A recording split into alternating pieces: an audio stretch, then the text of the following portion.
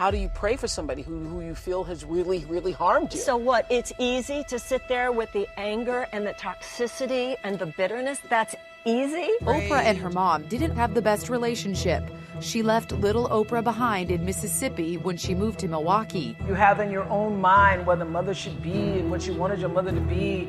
And in many cases, your mothers and your fathers can't be what your ideal is. What do you think is the biggest gift that you've given your daughter? I loved her the way that she loves people now. We didn't have a strong relationship. She never knew me. She never really knew who I was. The love that we're seeing Oprah give the universe really was born out of your love for her. Right. My mother and I had a complicated relationship. It wasn't until I became the famous Oprah Winfrey that I felt that she was even interested in seeing me. I remember the first night entering into that house and being told that I wouldn't be able to sleep with my mother and I wouldn't be able to sleep inside the house. It was because of the color of my skin. I don't know how I knew that, but I did. I went through a real period of self-discovery because you have to find other reasons for appreciating yourself. It's certainly not your looks. My grandmother was a maid. That's all she ever knew. Many times my grandmother would whip me with switches. She would braid the switches together and I'd get a whipping. And then in the middle of whipping me, she'd say, "Stop your crying, stop your crying." And I'd get whipped until I would stop crying. And then afterwards, she would say, "You better wipe that pout off of your face. You better put a smile on your face." So you'd have to now act as though the beating that you just had didn't happen. I realized that that pain of not being able to express the emotion, that would be a huge pain body that I would end up carrying. When I was separated from my grandmother and sent to live with my mother at 6 years old, I suddenly land in a place that's completely foreign to me. I don't know anybody. I don't really even know my mother. I walked into that space feeling completely alone and abandoned with no explanation of why I was being sent away.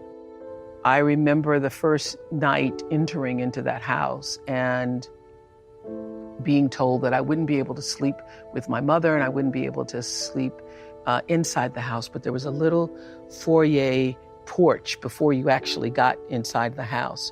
And I was put outside to sleep there. I later realized it's because it was the color of my skin. And my mother was boarding with this very light-skinned black woman who could pass for white. And I could tell instantly when I walked in the room that she didn't like me. It was because of the color of my skin. I don't know how I knew that, but I did. Years later, Oprah continues to be judged and criticized for her appearance. The new assistant news director came to me and said, "You know, your hair is too long, it's too thick, your eyes are too far apart, your nose is too wide, and your chin's too long, and you need to do something about it." I went through a real period of self-discovery because you have to find other reasons for appreciating yourself. It's certainly not your looks. My name is Oprah Winfrey. Oprah spelled O-P-R-A-H, and if you noticed, it's Harpo spelled backwards. So this show that just getting underway nationally. It's going to do, it'll do well. And if it doesn't? And if it doesn't, I'm not defined by a show.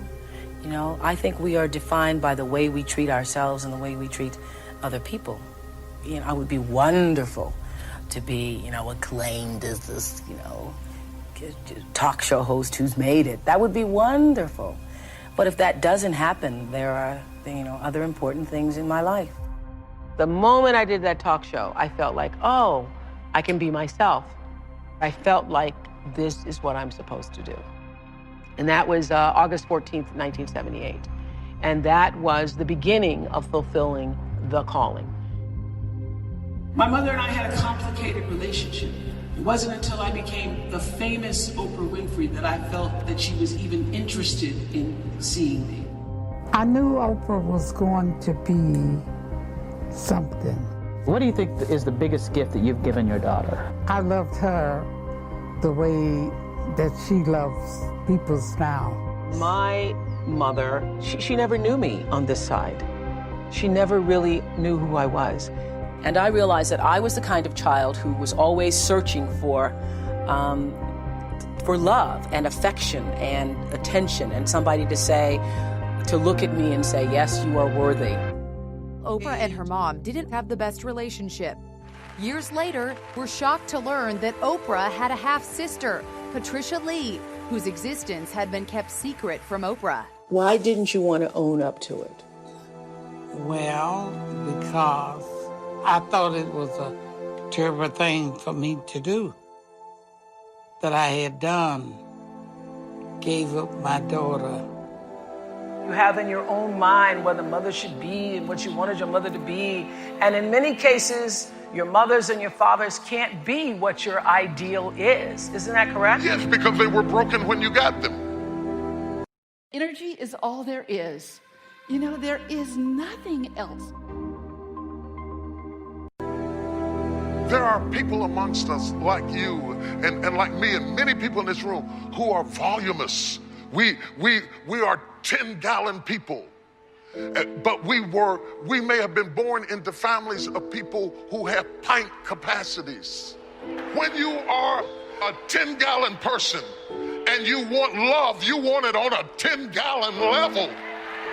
But a pint person, they could be giving you all that they have, sincerely giving you everything, but it doesn't fill you up because you're bigger than that. But you must realize some people, that's all they got. 5 years later, Oprah is forced to confront her mother. My mother was dying. I got a call from my sister that she thought it was the end. So I hopped on a plane and I surprised my mother. And she's like sitting in this little room. It's like 80 degrees and she just watches TV all day. I sat with my mother and I said, I don't know if you're going to make it. Do you think you're going to make it? And she said, I don't think I am. And I had a conversation with her about what that felt like. I started telling all the people who cared about her, if you want to say goodbye, you should come and say goodbye. And then I left, and I left knowing that that was going to be the last time. The next day, I had a bunch of meetings in California, and I canceled all of those meetings, and I went back to Milwaukee because I felt like I had not closed it. I wanted to make sure that I said everything I wanted to say. So I went back, and I waited for a way to say what I wanted to say. And I was praying for a way in, and I just walked in with my iPhone, and something said, voice said, play some music. So I started playing some music, and I could see that it opened her a little bit, because my mother's been a very closed down person. And I could see that the music gave me an opening to say what I needed to say. And what I said was, thank you. As a young girl, having a baby, no education, 17, you get pregnant with this baby. Lots of people would have told you to give that baby away, and you didn't do that. And I know that was hard, and I want you to know that no matter what, I know that you always did the best you knew how to do. I thank you for being the mother that you knew how to be, even though many times it wasn't what I thought I needed. And I want you to know I bless you and I give you peace, and I want you to go in peace and to know I love you. I would say to anybody, say the things that you need to say while the people are still alive, so that you are not one of those people living with regret about what you should have said. Forgiveness is giving up the hope that the past could be any different. You think forgiving means accepting what has happened to you. Well, it is accepting that it has happened to you. Not accepting that it was okay for it to happen. It is accepting that it has happened. When I got that, I think it took me to the next level of being a better person, because I don't hold grudges for anything or any situation, and neither should you. It's letting go so that the past does not hold you prisoner. Forgiveness is like medicine that can heal your pain, it can bring you peace, and ultimately, this is what we want for all of you, to be free. To be free. If I had held on to all the things that happened to me in my childhood and in my life, I wouldn't be standing here today. We were taught to think that it is powerful to hold people hostage with what they did wrong, that that's your power, that's how you get back. No, I didn't forget it, and I'm strong, and I'm tough. But it takes more strength to forgive than it does to be vengeful and angry. Forgiveness does not exonerate the perpetrator. It does not justify their behavior. Forgiveness is a gift you give yourself.